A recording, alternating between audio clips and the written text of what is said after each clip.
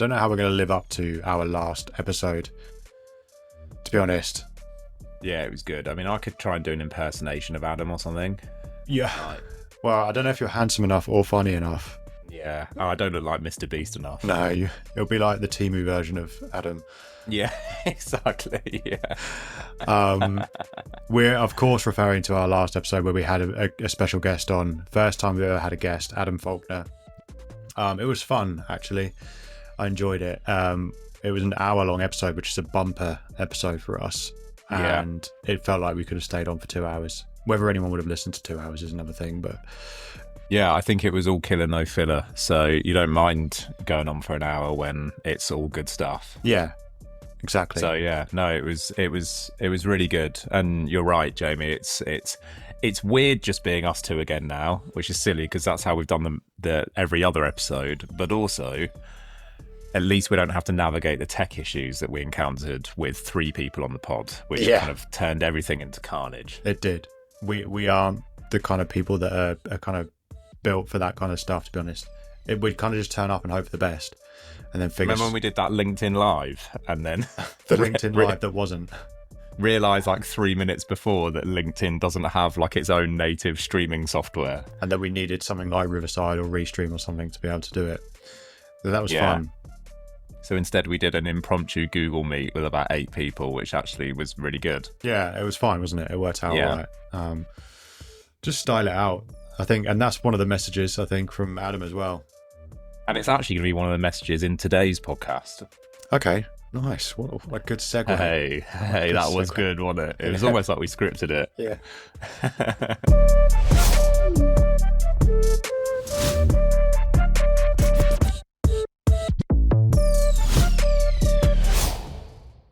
Okay, look, let's make this a good one. Let's make it short. Let's make it snappy. What are we going to talk about today?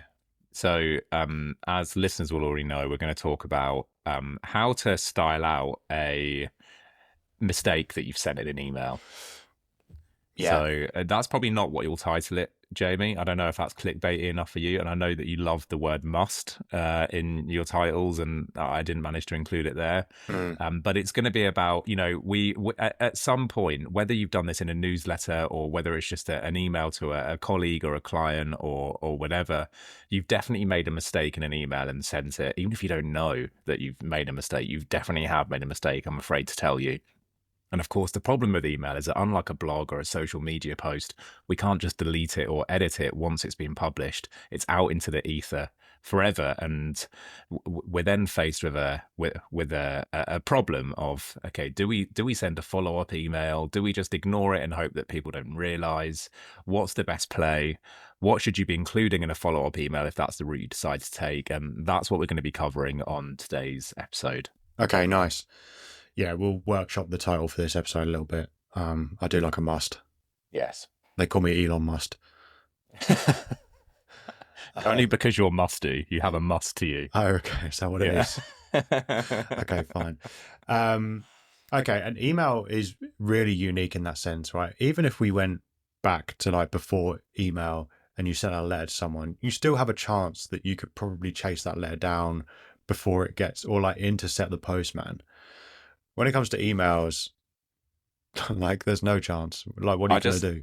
The only thing I can think of now is you desperately trying to intercept the postman, which, like, let's do a separate podcast about your tactics around how you might do that. Intercept the postman. Yeah. I don't even know.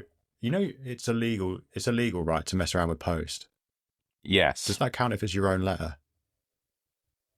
Oh, you mean if you intercept it before it arrives at the thing that you... yeah, I don't know, Joe. I'm not au fait with the legal nuances of the Royal Mail, but... No. Okay. Yeah. But you are au fait with the nuances of how to recover from making a mistake in a newsletter. Another top segue. There. Okay, so let's paint a scenario then. A scenario which we've found ourselves in, here at the Inbox Club. Not recently, I would say, but you write a newsletter and you create a first name merge tag. And so you want the email to open with hey and whatever the first name of the recipient is. And you mess that merge tag up and it either has the same name for everyone, or it's basically not worked correctly, and it's made you look foolish, or at least you feel foolish having sent it. Yeah. So what? Talk me through the 7 stages of grief when it comes to dealing with that scenario. Yeah, it definitely starts with the heart palpitations when Yeah, it's the same feeling, I would say. And again, most listeners will be able to relate to this. And this is not a professional feeling. This is a person. This is a feeling that you get in your personal life when you send a text to someone that you're not meant to, and it's about that person, right? So, or you just send, like, you're sexting someone and you like accidentally send it to your dad or something. Like I remember. I that. remember when you did that. I meant to send it to you, Yeah, but it was exactly. so embarrassing. I was left hanging. I was like, okay, there's no reply coming. Meanwhile, Simon's getting a text. Pork chop getting the DMs. That's the nickname we came up on this podcast for James's dad is Pork Yeah, Chop. that's a callback to the die-hard fans. He doesn't listen, does he? No. Along with most of the world. Yeah. So you have that kind of like pit of the stomach feeling, like, oh God, what have I just done? Like this has gone out to however many people. And again, like this feeling will be relatable whether you're sending a newsletter to tens of thousands or people, a couple of hundred or people, or just one email to someone who like shouldn't have seen what you've just sent. And so, I think the feeling of dread doesn't scale with the number of recipients. There is just there is a feeling of dread, and it's inevitable regardless of how big your list is. So the example that you just used, Jamie, is one that actually happened to us. It was over a year ago now. It's quite embarrassing on the face of it, because we are an email marketing agency. Mistakes are the most human thing in the world, though. And so I guess the moral of the story here is we're not going to tell you how to avoid mistakes in the first place. And Jamie, maybe one day we'll do an episode about proofing your email and the various software you can use to ensure this happens as infrequently as possible. That sounds thrilling. I know that really, look out for that one. Yeah. Instead, we're going to talk to you about, like we said, how to style out. And I think that's the key thing, as an email marketing agency. There's nothing, it's almost a practice of stoicism here. There's a lot of mindfulness lessons to be learned in email marketing because of the finality of email, because of the fact it's been sent and there's nothing you can do about it. You have to find some resolve, and you have to kind of tell yourself, okay, what's done is done. There is no changing the past. All I can do now is what's best in the present and for the future. And so that's what we did for this particular client. It was on behalf of a client. It wasn't one of our own projects, which, makes it all the worse. The question then became, okay, this is done. It's shit that it's happened, but it has happened. Where is the opportunity here? And the word opportunity is important, and it'll come up again in this podcast. Where is the opportunity? How can we turn this into a win? And so, Jamie, you and I gravitated towards humor. I nearly said it Norfolk then, humor. We gravitated to humor in order to, and that was consistent with the tone of the newsletters we were sending on behalf of this client anyway. And so in this particular instance, I'd called everyone James in the email. And I sent a follow-up about half an hour later that said something along the lines of, there's a good chance that you're probably not called James. If you do happen to be called James, then please ignore this apology email. And importantly, I then added a bit of extra bonus value into that apology that apology email as well. So I made the apology, like I wasn't groveling or anything like that. I think there's a tendency to really over exaggerate the error. Like most people just don't care. And wouldn't it be great if people cared so much about your newsletters that they felt like offended at an error? The reality is, I think first and foremost, companies have a tendency to really overestimate how important people consider their emails. And so they think, oh my God, this is catastrophic. And actually, like, remember that most people are just going about their day and they probably didn't notice. And if they did, like, it's not the sort of thing that's going to bother them beyond like a second. And so, don't send a follow-up email that's like super grovelly. keep it light, and offer some extra value. Turn it into like a bonus. Be like, by the way, like, as by means of to show you how sorry I am. Here's this extra piece of content or this free thing that I wasn't going to give away, and I am now. And the remarkable thing is, Jamie, is that in every apology email that we've ever sent, whether it's our own projects or on behalf of a client, luckily the client ones are very infrequent. We've had the biggest open rates, the biggest click rates, the biggest response, the most positive response. Yeah, I mean it seems counterintuitive, doesn't it? But it's so true in almost every instance. If not every instance, for us, it's resulted, and because people like it. It's like, why you drive slowly past a car crash. It's people like that kind of thing. It's like, oh, okay, these guys are human. That and it comes across as more authentic. And actually, I would wager that those apology emails that you send afterwards, or at least those I don't want to use apology email, maybe like the recovery email that you send afterwards, I would hazard a guess that email shows the most humanity that you've ever shown in any of your email marketing. Yes. And there's something around that, I think, that would lead that to perform better. Yeah, it forces you to show personality, because you are acknowledging a fault. So you're in quite a vulnerable state when you're sending those. And of course you don't want to come, like I've said, you don't want to come across as like too, I think it's generally a mistake, depending on the error that you've made. It's generally a mistake to be like too earnest about this sort of thing, because like I say, it comes off as self-aggrandizement, like people really care about your emails, which they just don't. Yeah. But you're still vulnerable, and you're still owning a mistake in front of potentially thousands of people, and people tend to love that. The other thing, of course, Jamie, is that we generally steer away from subject line hacking, but you get an email that says we need to apologize ... and see how many and see whether you can resist opening that. Like, everyone's opening that email, right? Because even if they haven't opened the first email. And that's the funny thing, is that what happens is that once you send a recovery email, you then see the open rate of the original email go up, because people want the reference point. They're like, oh, what was the mistake? I don't want to go and find it.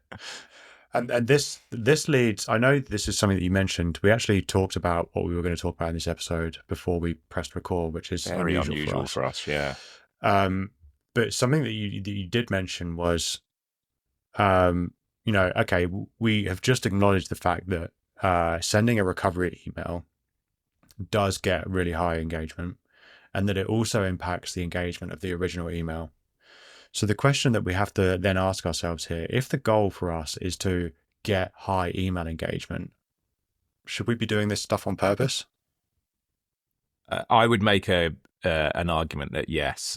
You kind of just spoiled my hot take, but I think it's worth discussing in the meat of the episode, because I think there's a compelling argument that if you're an email marketer, if you're the person responsible for email marketing at your company, you should factor in, you should schedule an intentional mistake email once a year. Now, this is quite controversial, I suppose, and I think it's important to stress that the mistake I'm referring to here is something fun, like calling everyone by the same name, or we've seen mistakes used as a marketing ploy as well, like when I think it was McDonald's leaked their new sandwich in like an app push notification that was like test like chicken mayo, and everyone was like, oh my god, I've just been sent this leak, and it turned out it was completely intentional and like got the most impressions their marketing campaign has ever had through the app or whatever it was. So I would say tread carefully in this department. It's we have to be careful. One side of this coin, Jamie, that we haven't discussed yet is like a serious mistake. For example, if you accidentally email a list of people that haven't given you permission to email them, or if you quite a famous one is if you've opted out for, say, Mother's Day communications, and then you receive an email about Mother's Day, so where permissions and preferences are concerned, the mistakes can suddenly become quite serious, and data breaches are possible, and there's all kinds of things that can go wrong. Your follow-up email obviously needs to be very, very different if you've done something that could genuinely upset someone or compromise their data or any of that serious stuff. Yeah, that's a really good point. I think what we need to do then is match the gravity of our response with the gravity of the mistake. And because like you say, you said at the start, we have this this habit as human beings to catastrophize. Am I saying that? Catastrophize? Is that right? Yeah. It's catastrophize things. Catastrophize, yeah. When actually, no, like you said, no one cares. If it's just like a first name mishap, or a spelling mistake in the subject line, or a link doesn't work, okay, it's not the end of the world. No one's died, and actually now you've got a great opportunity to follow up and get more engagement.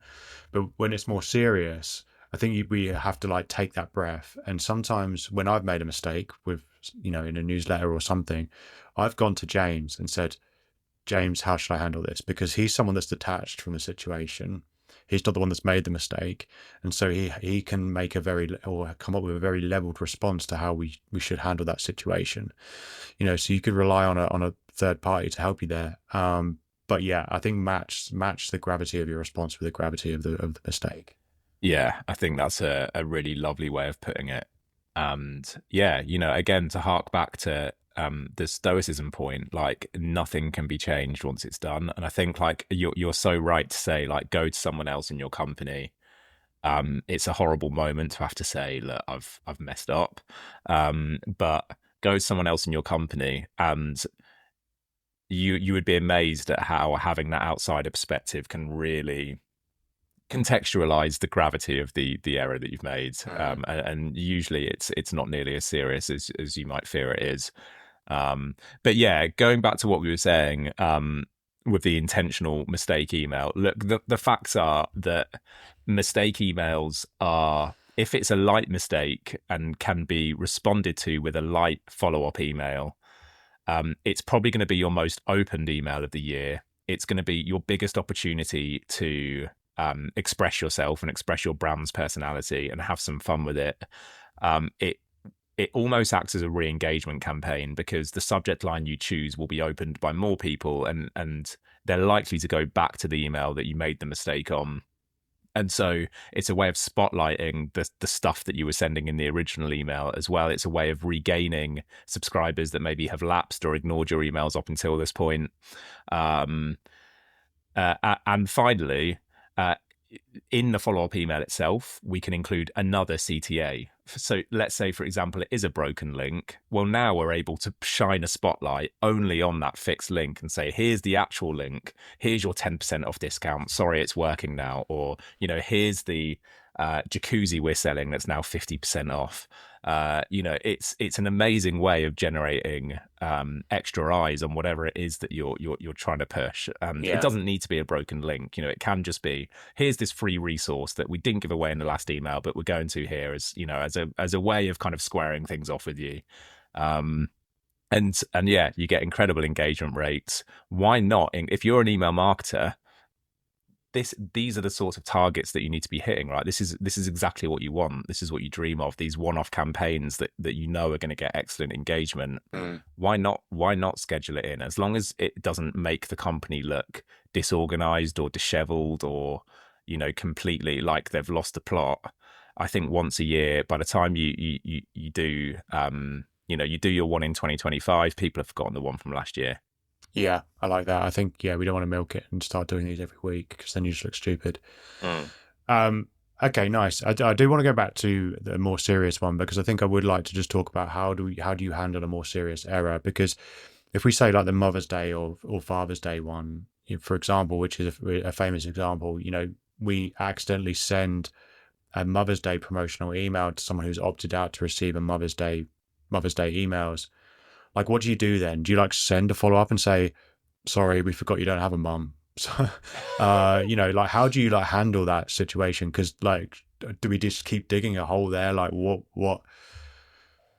Yeah, I think what's important is that you don't treat it as the opportunity that you would treat a light follow-up email. Yeah. So I think I would absolutely encourage marketers to be opportunistic in a normal follow-up. I think the worst thing you can do is be opportunistic in an instance like that.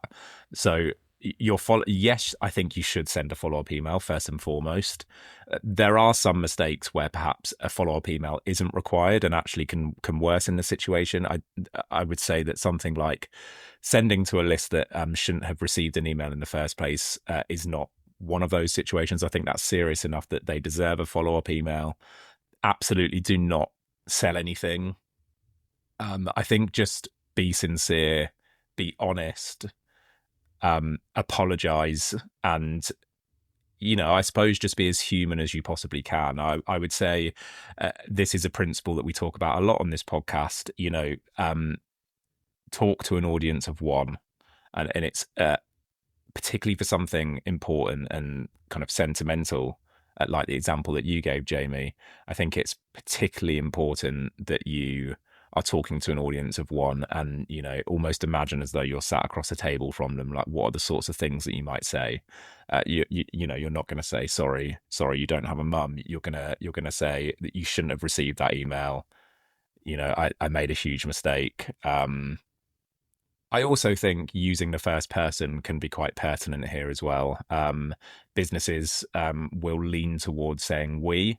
And I understand that sometimes, if it's a junior in your company who's sending the mistake in the first instance, there might be a temptation to deflect away from that person and to make it more about a company-wide error, which is fair enough. But I think there is, if we are ultimately trying to remind the person through our apology that we are a human, then speaking from the corporate voice just doesn't do that.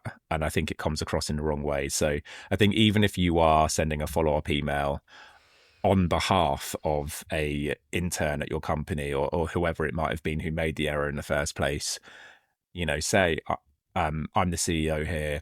This comes down to me. It shouldn't have happened. Don't offer them a discount as an apology. Don't say, here's 10% off your next order. It's just going to look opportunistic. Leave it at that. And then move on, Jamie. Now, that's really important. Move on. You cannot impact what's happened with email. There are no take backsies. You just have to move on. And I promise you, as with everything, time is the best healer. People do forget about this stuff. And like I said, like even with something as serious as that, like, if your jeans brand sent you a Mother's Day email by mistake, that might be incredibly distressing for some people, but like it's probably it's probably not going to ruin their entire year. They'll move on. You need to as well. Cool. Okay, nice. Yeah, I think when I was first using MailChimp, maybe like 10 years ago or something, I remember before you sent a campaign, I'm pretty sure this isn't the case now. Otherwise, I've just revealed how little client work I do and leave it to the rest of you and the team. When you send a campaign, there used to be like the MailChimp monkey finger that would like hover over a big red button and like shake. And it was like, are you sure you want to send? And I just think that's like so unhelpful because you already have these like feelings of like trepidation over sending a campaign because you can't take it back. And to add that little image in there was, I thought was funny and unhelpful. Yeah, there's actually a term that's been coined for that called send anxiety, which is like a very real thing for email marketers. Fortunately, I don't really suffer from it, although you might argue unfortunately because I have made the occasional error, as we all have. You're going to make the errors about it. You're going to make the errors whether you feel anxious before or not. Yeah. It's going to happen. It's just how you deal with it. Yeah. Okay. Cool. So I think that kind of covers what I wanted to talk about and what you wanted to talk about. Should we do a quick hot take? Yeah, sure.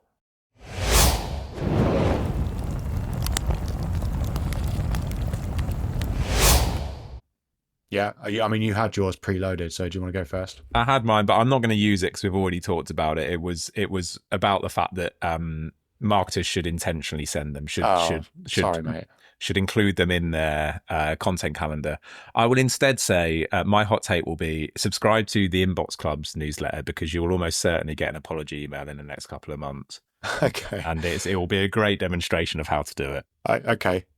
Right. One, I write the newsletter. So are you saying that I'm going to make a statement, or are you saying that we're going to schedule a mistake? No. What I was trying to insult you. Oh, okay. Right. Fine. Yeah. Okay. Yeah.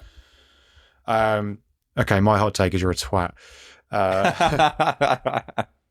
out of 10. Yeah. Oh yeah. Yeah. No, your hot take. If you just stuck with your original hot take, which was scheduling a mistake email, I would have given you 8 out of 10 for your hot take. But because I spoiled it by bringing it up in the main body of this episode, you've had to resort to using maybe like a 3 out of 10 hot take. Yeah.